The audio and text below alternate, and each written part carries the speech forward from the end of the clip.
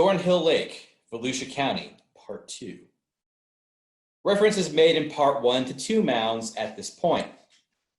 8 days in January 1894 were devoted, with a large party of men, to the total demolition of the larger mound and the excavation of the central portion of the smaller one, in which part alone burials were met with in that mound. You see, in his excavations in Part 1, he didn't find any burials. And in his draft version of the first paper, he thought it was the chief's house mound or a temple platform or some such thing. After his second bout of work, he changes his interpretations. So his notebook shows some interesting progression of thought. Human remains. As during our first visit, human remains were found in anatomical order in the large mound. No case of the bunched burial being recovered. We presume he means bundle burials or secondary burials, including the skeletons found during our previous visit, somewhat over 50 noted throughout the mound, lying from a depth of 10 feet to within a short distance of the surface. In his field notebooks, there's actual hatch marks in the margins, tallying the burials that they encountered. I believe 52 of them total. Indeed, so great was the pressure of the sand and that of the material from the shell heaps, which lay between and above the sand strata, that even long bones were crushed. And one cranium had suffered so greatly that the opposite sides were in contact, giving it somewhat the shape of a tureen. Implements, ornaments, etc. Superficially, a beautifully wrought arrowhead. 2 fragments of projectile points were met with during the excavation. Occasionally, with the bodies, were small beads of shell, and with several, a few tubular beads of the same material, 1 inch in length and over. In the Smithsonian collections, those shell beads are, well, they're in the collections. I've had the pleasure of measuring them, photographing them, and spending some time handling them. Interestingly, and I'll get to this a little bit later, there was some miscounting at the Smithsonian. There's probably an intern responsible for that, but I'll return to that in a moment. Let's see. 5 feet from the surface, unassociated, was a portion of a ceremonial object, or gorget. The material was limestone, length 2.5 inches, breadth 2 inches. One side, it presented a flat surface. On the other, a convex one. It's a broken banner stone. Here it is.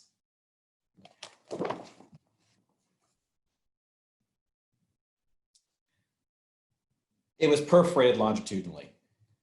In the northern slope, in the shell-heaped debris surrounding the sandy portion of the mound, 4 feet from the surface, lay the skeleton of a man, presumably a person of rank.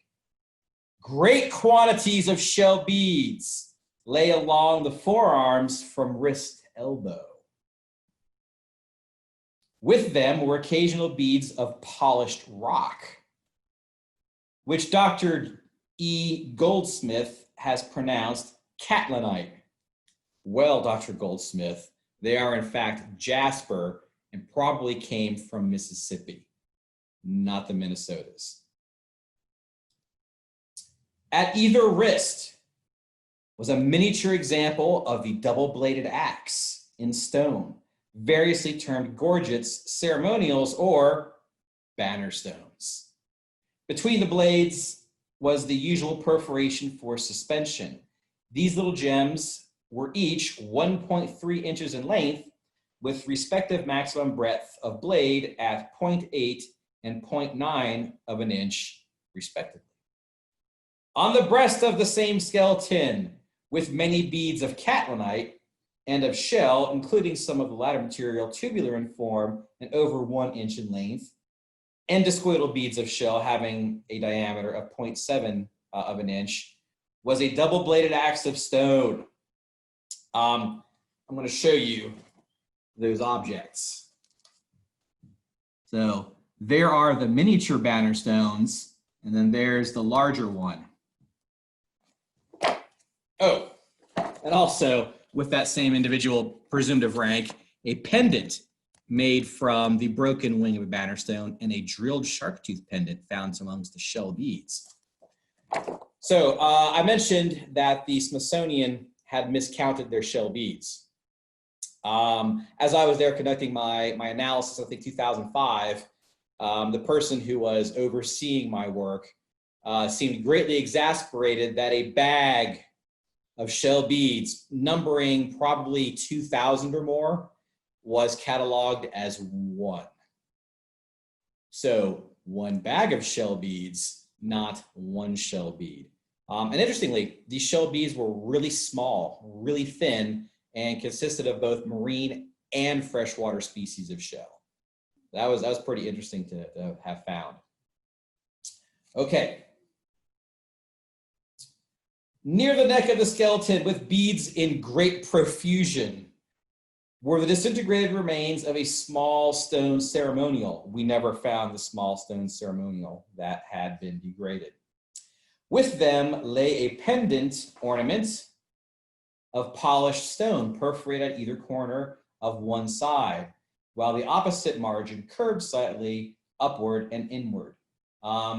Andrew E. Douglas, Esquire, has called our attention to the fact that this curious ornament is made from the blade of a double-bladed ceremonial, doubtless rendered useless through fracture. He informs us that similar ornaments were found by him in the mound on Tomoka Creek, where I also conduct research. I will say this, Clarence Moore is a much more engaging writer than A.E. Douglas, having read both their works. Douglas is a little verbose. Clarence Moore is a little more succinct, just in case you're wondering about the writing styles. Oh, and interestingly, let me take my glasses off again. Mound A, the largest mound at Tomoka, Mound A, the largest mound at Thornhill Lake, and Mound 6, the largest mound at Tomoka, have the same kinds of banner stones and have radiocarbon dates that are almost exactly contemporaneous, which is how I ended up working at Tomoka, is that my work at Thornhill Lake naturally led me to the other place that is a lot like it. Only Tomoka is way more complex and interesting. Sorry, Thornhill. All right, it's just how it works. He also notes that Tomoka Creek, near the East Coast, is about 36 miles in a straight line north of Thornhill Lake. And indeed, it is pretty much a straight line due north. Among the beads on this skeleton was the tooth of a shark with a double perforation at the base for suspension. With the bones were fragments of charcoal. They didn't say we needed charcoal. I would have loved to have radiocarbon dated that. But radiocarbon dates, who even knew what that was then? In the light sand layer, 6 feet from the surface, lay a skeleton badly crushed. Upon the sternum were a few small shell beads. I wonder if that is the bone fragment that I was not allowed to analyze in the Smithsonian collections. Beads on the sternum. Interesting. So, was a pendant or ornament of stone similar to the one described, they're somewhat smaller. As the type is so unusual, we represent this one also. So at Thornhill, we have 2 of these pendants made from broken banner stone wings. Tubular beads of catlinite, jasper, never exceeding 5 in number, lay with several skeletons. The discovery of this stone, whose source of supply is Minnesota, in a Florida mound showing absolutely no contact with whites, is of considerable interest. It is Clarence, but not for the reasons you think. We believe the larger mound at Thornhill Lake, in common with all the more important mounds of the St. John's, to have been completed in pre-Columbian times and are, therefore, of the opinion that catlinite was in use at a period earlier than has been supposed. You're wrong, Clarence. Sorry, but that's okay. It's all right to be wrong. You tried. you had a hypothesis, and we have proved your hypothesis wrong. In the central portion of the smaller mound were 7 bodies in anatomical order. Upon the breasts of 3 with shell beads lay gorgets representing a form of the double-bladed axe, differing from that found in the larger mound. 2 of these, about the same size, were phosphate rock, much the worse for age. The other, probably a soft serpentine, also was in a crumbling condition from the lapse of time. Turns out the 2 phosphate rocks are actually limestone, and the serpentine is soapstone. And its crumbling condition has to do with the fact that it was burned. In fact, all 3 of those banner stones appear to have been burned at some point. Remarks. In certain respects, the mounds at Thornhill Lake stand alone. In no other of the river's mounds has the double-bladed ceremonial been met with by us, and in no mound of the state, we believe, has it been reported accompanying human remains. Andrew E. Douglas, Esquire, had the good fortune to find in the mound near Tomoka Creek, to which reference has been made, 8 beautiful ceremonial implements of this type, some of which he has figured and described.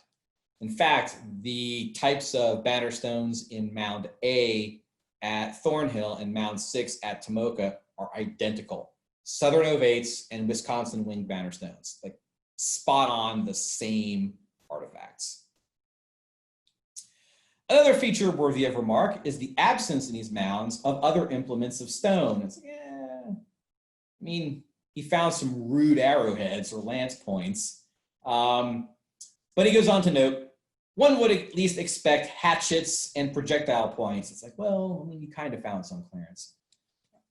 The most noteworthy point of the entire investigation was the total absence of vessels of earthenware, whole or fragmentary, and the virtual absence of sherds. During our first investigation of the larger mound at Thornhill Lake, though each spadeful of material was closely watched, not one sherd was encountered, save superficially. During the demolition of the mound, the question of presence or absence of earthenware was carefully kept in mind. About 4 feet from the surface were 2 sherds with the ordinary stamped decoration. Presumably he means check stamped. We were present at their discovery and are convinced as to their position as stated. They were doubtless of accidental introduction, since the entire mound yielded no other earthenware. Just anecdotally, during my excavations at Mound A, we did find some sand-tempered check stamp pottery superficially. In fact, pottery at Thornhill Lake is pretty superficial in general. It's mostly near the lake and only thinly scattered elsewhere, and in the sandy layers within the first 50 centimeters of the surface or so. In the smaller mound, no pottery was met with. Though I think I did find 1 or 2 little St. John's crumbs in the top 10 centimeters when I did my work there. This almost total absence of sherds and earthenware, fragmentary or otherwise, is entirely novel in our investigations of Indian mounds devoted to the purpose of sepulture. And it is evident that, with the makers of the mounds at Thornhill Lake, the custom of interring earthenware with the dead did not obtain an unlooked for departure. And so ends part 2 of Thornhill Lake. Now, as I was reading, I did gloss over something really, really cool. And that is one of the few photographic images Clarence Moore has of any archaeological site. And in this case, Thornhill Lake specifically, that's Mound A, showing the superficial scratchings into the surface. And on the second page over here, we have the banner stones from the second mound. This one would be the one from soapstone, and the other one on the other side over here is from a limestone.